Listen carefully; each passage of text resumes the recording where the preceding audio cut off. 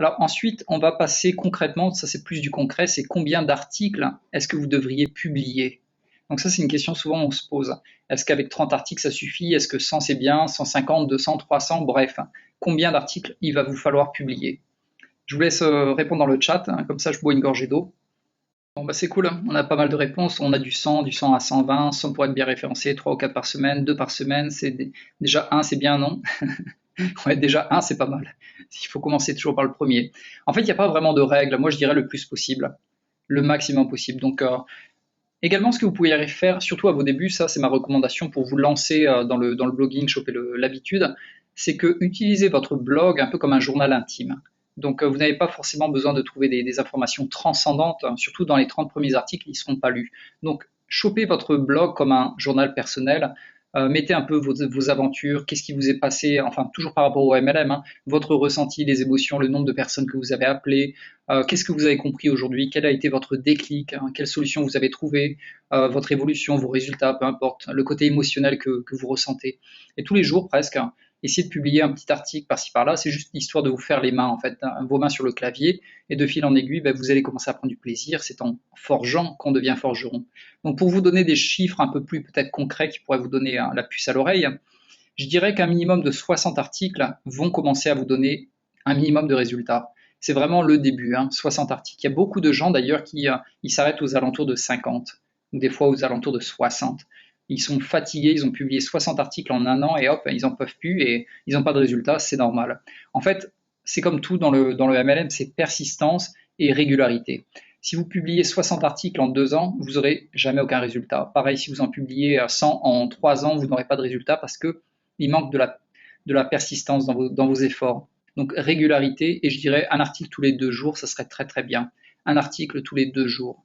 Et la bonne nouvelle, c'est qu'un article, c'est environ 400 mots. 400 mots, 500 mots, selon. En fait, des fois au début, on a tendance à écrire trop parce qu'on ne sait pas faire court. Donc, mais 400 mots, 500 mots, ça se fait en 1 heure et demie pour les plus rapides. Au début, vous allez galérer. Hein. Moi, je mettais 2 à 3 heures peut-être au début. Hein.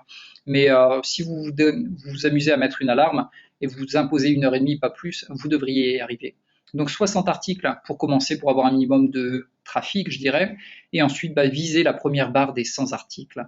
Et je vous recommanderais de dépasser la barre des 150 articles sur une année. Si vous faites ça, félicitations, vous faites partie des 5%. Il y a très peu de gens qui iront là. Les gens, ils vont tous s'arrêter au bout de 80, 100, ou ils vont publier 100 articles en je ne sais combien de temps. Et si vous faites de la régularité, en plus de la qualité, que vous prenez du plaisir, vous allez vraiment avoir de bons résultats. Donc voilà, donc l'objectif c'est 60 articles pour démarrer, je dirais ouais au minimum, enfin le plus rapide possible, hein. Et ensuite viser une première barre de 100 articles et finalement 150 articles sur une année complète, hein. Et là vous serez au top, vous ferez partie des top leaders, les 5% des gens qui réussissent. Voilà. Et je vais vous donner également une petite règle qui marche très très bien justement pour progresser de manière régulière et surtout de manière intelligente. C'est ce que j'appelle la règle du 5 grands pas en avant et 3 petits pas en arrière. Donc 5 grands pas en avant, 3 petits pas en arrière. En quoi ça consiste? Vous allez écrire 5 articles, au bout du cinquième, vous faites une pause. Et là, vous allez revenir en arrière, vous allez prendre les 3 premiers articles et vous allez les améliorer sur un jour.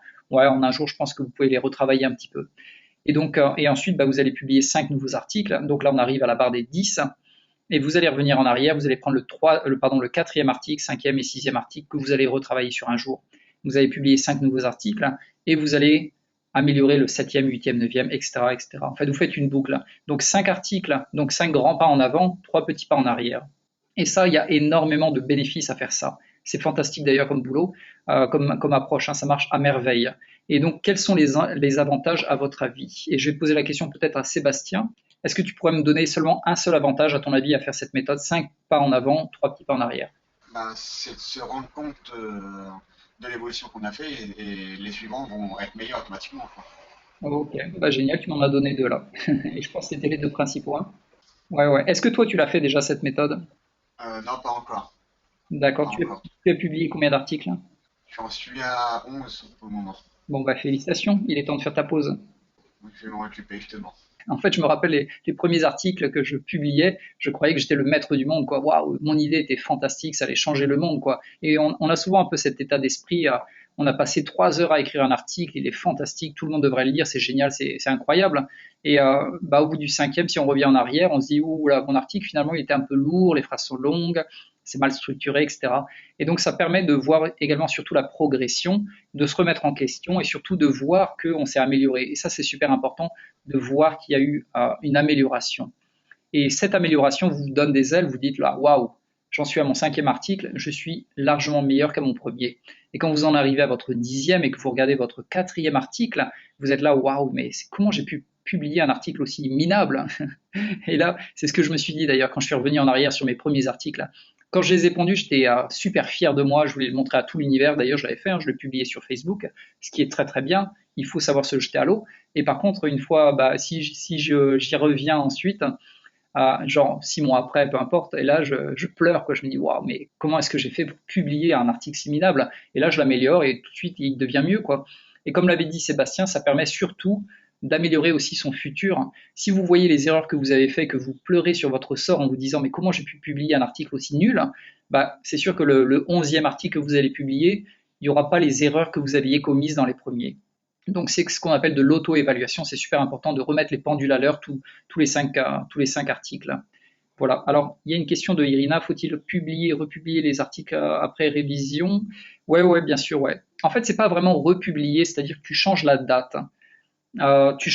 C'est-à-dire que tu modifies la date sur WordPress. Moi, je le fais régulièrement. Je prends des articles des fois qui ont été publiés il y a 2 ans, je vais les lire, je pleure, je les améliore, je coupe énormément de choses parce qu'il y a des longueurs, il y a des lourdeurs. Et ensuite, l'article était publié le 13 mars 2013, et donc je change, je le mets au 15 avril 2015. Et hop, c'est pas vraiment une republication, c'est une mise à jour. Et ça, il n'y a aucun impact, il n'y a aucune sanction par rapport à Google, parce que l'article était déjà publié, il a simplement été réamélioré. Et d'ailleurs, il y a aussi un bénéfice que j'avais oublié de dire, c'est que Google aime que le contenu vive. C'est-à-dire que si votre article n'a pas été republié, amélioré, modifié, peu importe, il va être fixé aux oubliettes, il va être à la page je ne sais combien. Et le fait de l'améliorer, de renforcer un peu les mots-clés, de le réactiver, de le balancer un peu sur les réseaux sociaux, ça le remet en avant, en fait. Ça va lui apporter plus de trafic, plus de vues, et donc ça va le faire remonter dans les rangs.